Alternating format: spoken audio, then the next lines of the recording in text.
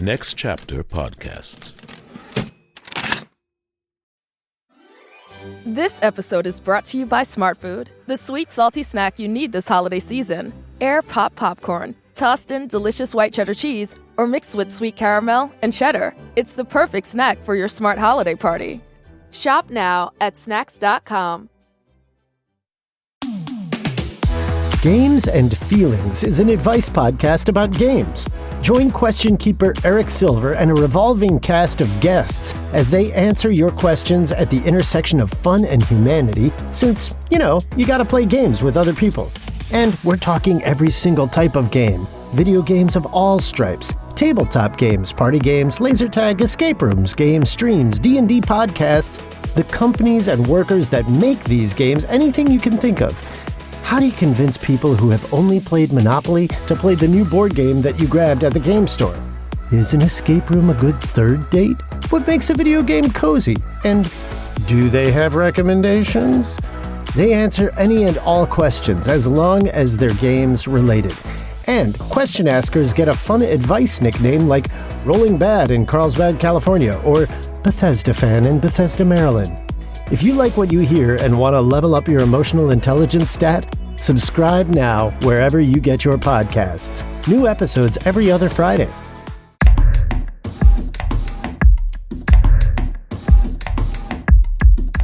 Next Chapter Podcasts, in collaboration with Fiasco Theater, presents the Play On podcast series, Measure for Measure. Episode 2, We Cannot Make a Scarecrow of the Law. For the best listening experience, be sure to use headphones or earbuds. Let your own intellect judge what is true, and banish falsehoods hiding in plain view.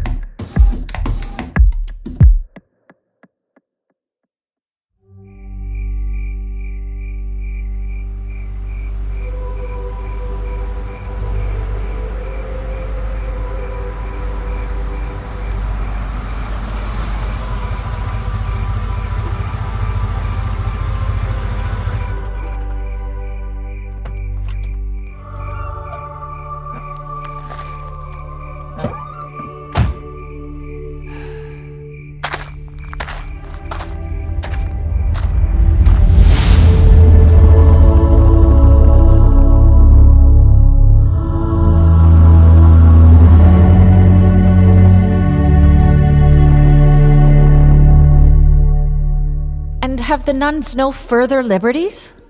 Are these not large enough, Isabella? Oh, yes, truly. I don't ask desiring more, but rather wishing for a stricter constraint upon the sisterhood. Hello? Peace upon you? Who is it calls?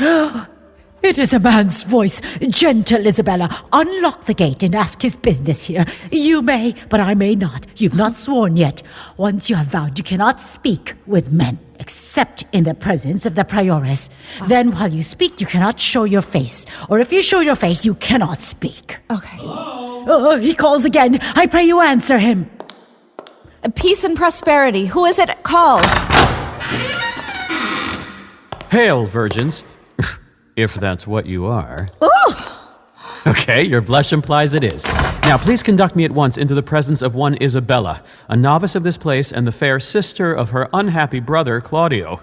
Why do you say her unhappy brother? Tell me at once, for I will have you know I am that Isabella and his sister.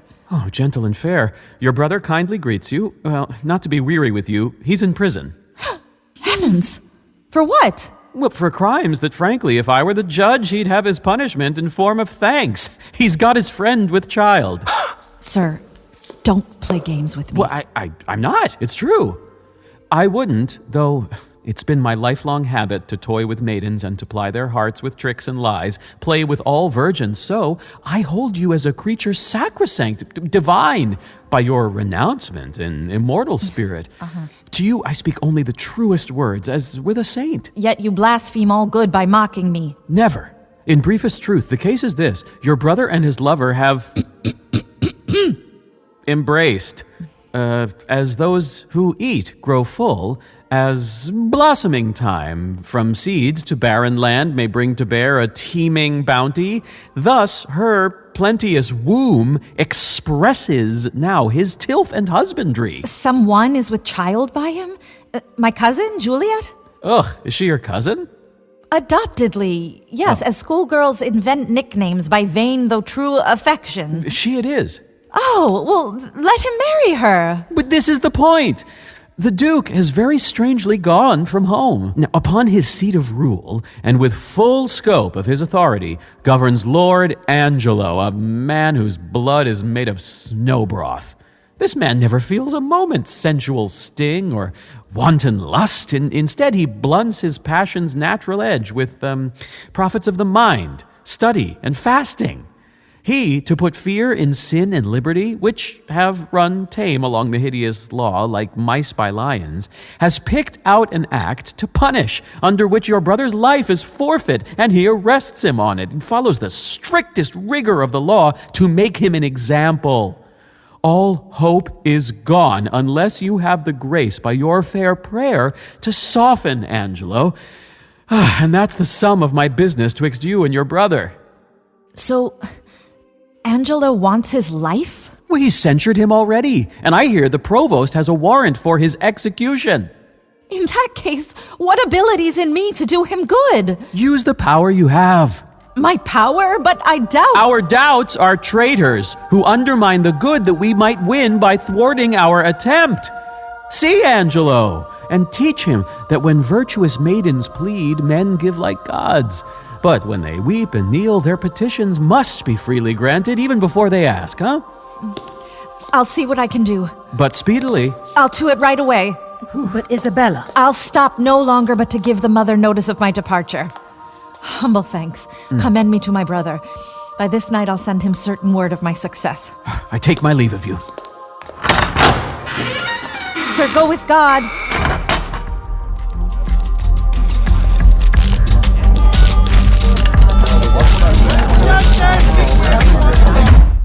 Escalus, we cannot make a scarecrow of the law. Setting it up to frighten birds of prey, then let it stagnate until it becomes their perch and not their terror. Sure, but still. Lord Angelo, let us be wise, and rather make small cuts than bruise and beat to death. This gentleman I wish to save had a most noble father. I ask but that your grace consider this, as I believe you are most strict in virtue. Whether in your own past and your affections, if time and place and wishing had aligned, or if the heated passions of your blood had found themselves in reach of their desire, whether you, in some instance in your life, might not have slipped in this exact same way, drawing this law upon yourself. It's one thing to be tempted, Escalus, another thing to fall. I don't deny a jury passing judgment on a man may in that sworn 12 have a thief or two guiltier than the accused. Justice will seize what it can see. But my lord, that's this not— This much I know. The jewel that we see, we stoop and take. There may be others, but what we don't see, we pass by, never giving it a thought. You cannot excuse this young man's offense because I have such faults, but rather say that if I'm ever guilty of his sin, my own judgment condemns me then to death, and with no compromise. Friend, he must die. As your grace wishes. Where's the provost? At your service, Your Honor.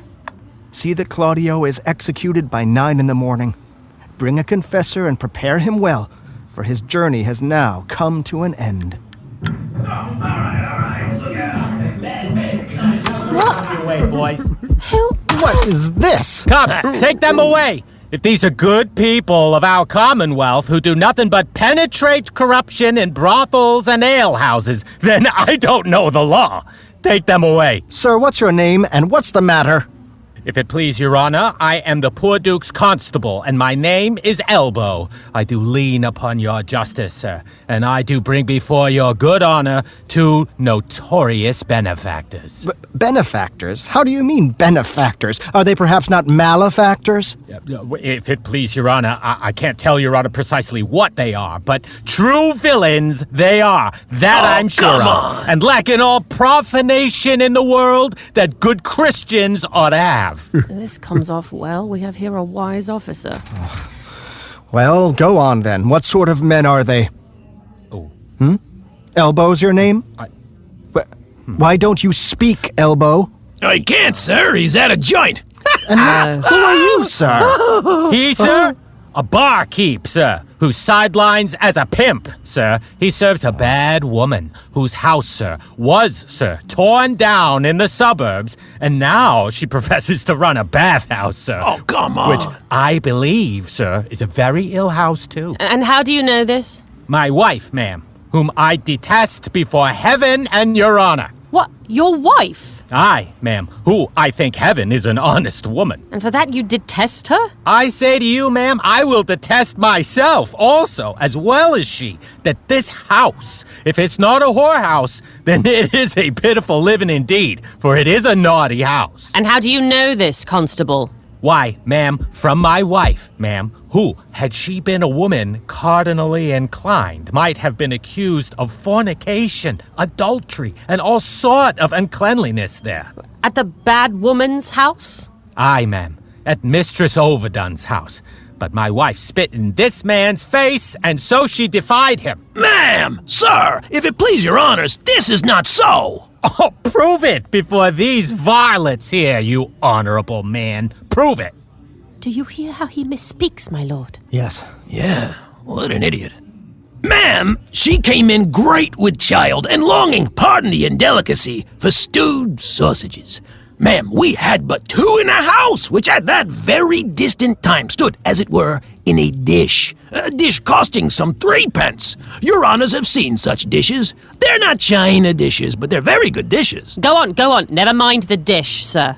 No, indeed, ma'am. Not a bit, ma'am. You are correct, ma'am. But to the point.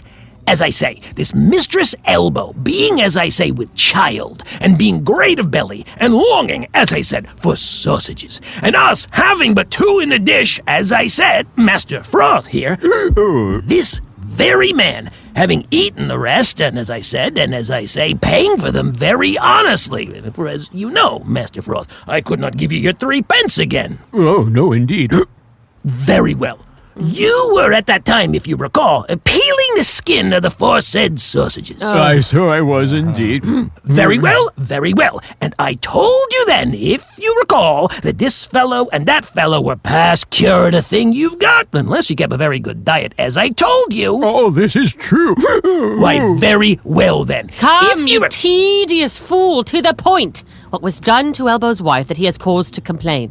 Let me come to understand quickly now. Oh, but no, ma'am. Your honor cannot come so quick, ma'am. Nor is that what I meant. Oh, but you shall come soon, ma'am. By your honor's leave, ma'am. I beseech you. Look at Master Froth here, ma'am. A man of 80 grand a year, whose father died on All Hallows. Was it not on All Hallows, Master Froth? All Hallows Eve. Oh, very well. Upon my oath, he, ma'am, sitting, as I say, in a lower chair, ma'am. It was in a bunch of grapes, was it not, where indeed you had a delight to sit? Oh, it was indeed, for it is an open room and good for winter. Oh. Why, very well then. Upon my oath. This will outlast a night in Russia when nights are longest there. I'll take my leave, and leave you to the hearing of this cause, hoping you'll find good cause to whip them all. I feel the same. Good morning to your lordship. Oh, Lord Angelo. I'm hearing a petition. Red Bull Theater, in association with Fiasco Theater, present The Night of the Burning Pestle by Francis Beaumont, running April 18th to May 14th, 2023 at the Lucio Lortel Theater. Tickets on sale soon. One of the first parodies of the English theater, this Elizabethan comedy is a joyful romp that celebrates our collective capacity to improvise and natural desire to be center stage. A play about the elopement of star-crossed lovers called The London Merchants is about to be performed when an unexpected interruption occurs. The actors adapt and invent a new story, an outrageous quest called The Night of the Burning Pestle, which takes over the stage in hilariously disruptive ways. Everyone shares in the triumph of love, adventure, and the anything-can-happen nature of live theater. Visit fiascotheater.com for more information.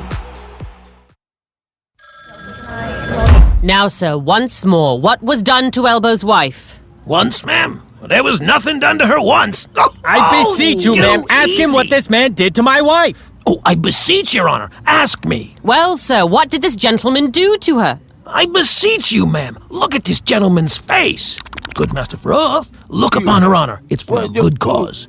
Does your honor see his face? Aye, sir, very well. Nay, I beseech you, see it well. Well, and I am looking at his face. Does your honor see any harm in his face? No. I'll be sworn upon a book that his face is the worst thing about him. Good then. If his face is the worst thing about him, how could Master Froth do the constable's wife any harm? I would know that of your honor. He has a point. Constable Elbow, what say you to this? First, with your permission, the house is a respected house. Next, this is a respected fellow, and his mistress is a respected woman. By this hand, ma'am, his wife is a more respected person than any of us. Come here! Hold on! Hey, I'll get you! You lie! Hey, Get a hold of yourself, sir! The time is yet to come. Get off me! The time is yet to come that she was ever respected with man, woman, or child. Ma'am, she was respected with him before he married with her. Which is wiser here? Justice or immorality? You rogue! You wretch! Oh, you wicked! You ruthless villain! I respected with her before I married her? If I ever respected her, or she me, then I am not an officer of the Duke. Prove it, you villain, or I'll bring a case of battery against you. And if he boxes your ears, you might have a case of slander too. Ha! Well, nice then I one. thank your good worship for it. What is it, your worship's pleasure, that I do with this wicked varlet, Scoundrel varlet. I don't know. What do you want me to do with him? Officer, frankly, since he conceals some sins that are yet to be revealed, let him continue on his way until you discover what they are. Ha ha! Well, and I thank your worship for it. You hear that? You wicked varlet. No.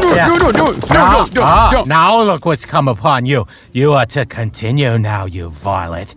You are to continue. Excellent.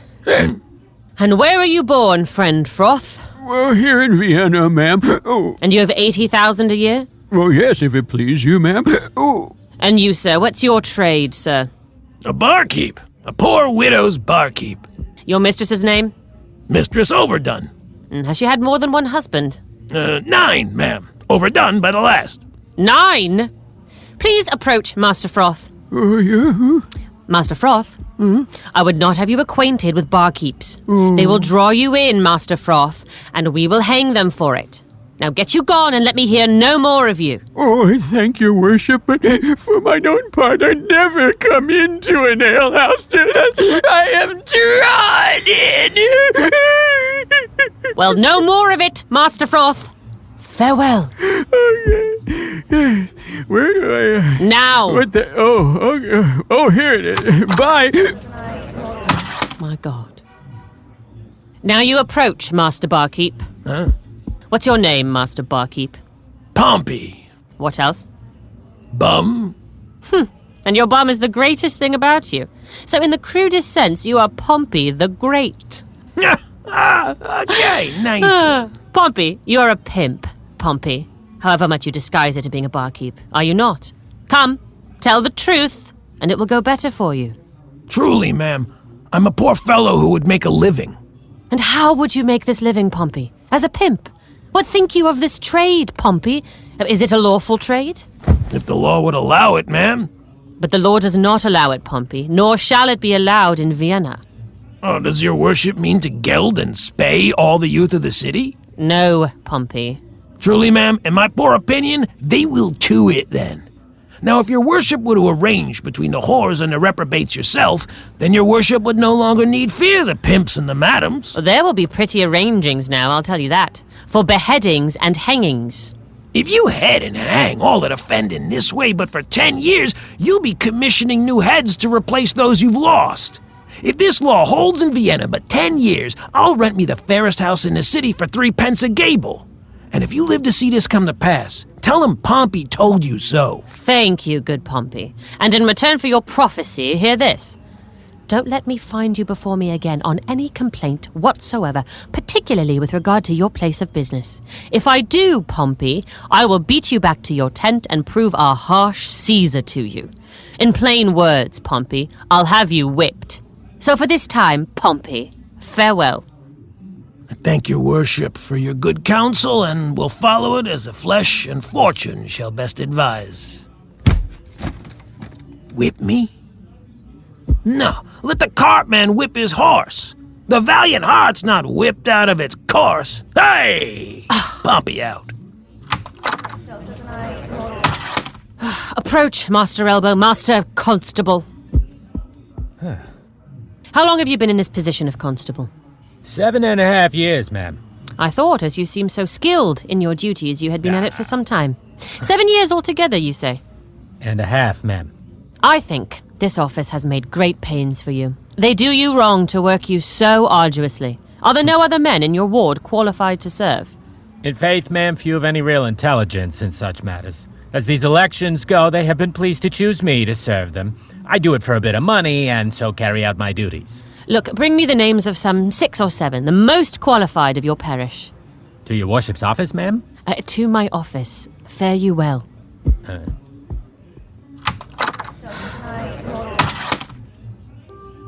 It grieves me for the death of Claudio, but there's no remedy. Lord Angelo's severe. It's necessary. True mercy can seem brutal when in fact it is pardon that leads to future wrongs. But yet poor Claudio. There is no remedy. Well, heaven forgive him, and forgive us all. Some rise by sin, and some by virtue fall. Some run from cracking ice are never caught, and some condemned are for a single fault.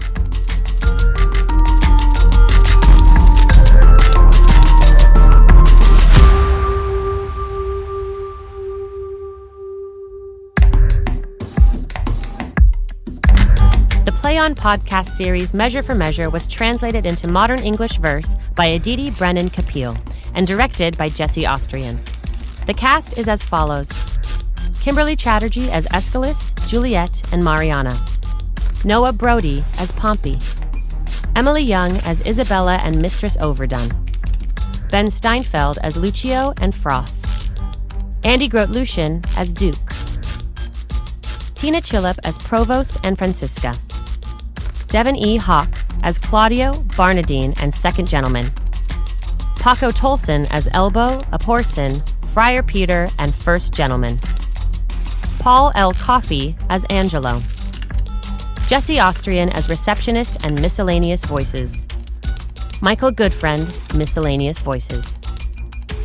Casting by the Telsey Office, Karen Castle, CSA, and Ada Karamanian. Voice and text coach, Julie Foe. Episode scripts were adapted and produced by Catherine Eaton and Nat Cassidy. Original music composition, sound design, and mix by Lindsay Jones. Sound engineering by Sadaharu Yagi. Mix engineer and dialogue editor Larry Walsh and Robert McNabb. Podcast mastering by Greg Cortez at New Monkey Studio. Coordinating producer, Transcend Streaming, Kira Bowie and Liana Keys. Managing producer, Robert Capadona. Executive producer, Michael Goodfriend. The Senior Manager of Business Operations and Partnerships at Next Chapter Podcast is Sally Cade Holmes. The Play On podcast series Measure for Measure is produced by Next Chapter Podcasts in collaboration with Fiasco Theater and is made possible by the generous support of the Hits Foundation. Visit ncpodcasts.com for more about the Play On podcast series. Visit playonshakespeare.org for more about Play On Shakespeare. Visit fiascotheater.com to learn more about their exciting upcoming productions and workshops. Hear more about the Play On Shakespeare podcast series by subscribing to Play On Premium at ncpodcasts.com, where you'll find interviews with the artists, producers, and engineers who brought it all to life. And remember, let your own intellect judge what is true, and banish falsehoods hiding in plain view. Hey, Play On podcast listeners. I want you to be a part of the cast. Become a supporting cast member with Play On Podcasts for just $5 a month. Get in-depth interviews featuring some of the most brilliant artists working today. I talk to actors, playwrights, directors, and producers from the worlds of theater and Hollywood, pulling back the curtain on why they got into their profession, why these stories are so relevant today, and providing context on the process of making these plays in the podcast format. You'll enjoy ad-free episodes of the Play On Podcast series, and maybe even a gift or two. Head over to playonpodcasts.com, click Supporting Cast, and join the club today. We so love creating this content for you, and we hope you'll support us so we can bring you inside this rejuvenated, reimagined Shakespearean world. Join the cast. Supporting cast. Go to ncpodcasts.com. Next Chapter Podcasts.